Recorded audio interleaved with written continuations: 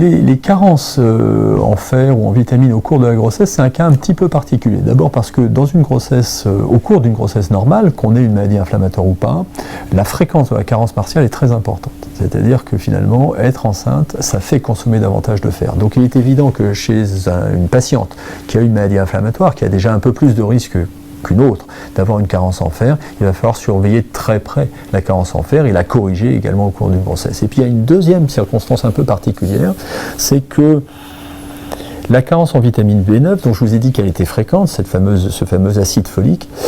fréquent dans la population générale, mais également encore plus fréquente au cours des MICI, eh bien on sait que c'est pas très bon en début de grossesse. Et notamment, ça favorise l'apparition de certaines malformations neurologiques graves, ce qu'on appelle la spina bifida. Et c'est la raison pour laquelle de plus en plus de gynécologues, de praticiens, de gastro-entérologues, et même dans certains pays de façon systématique, on supplémente les jeunes femmes avant les grossesses en acide folique, en vitamine B9 pour éviter ce type de malformation. Donc s'il y a un projet de grossesse,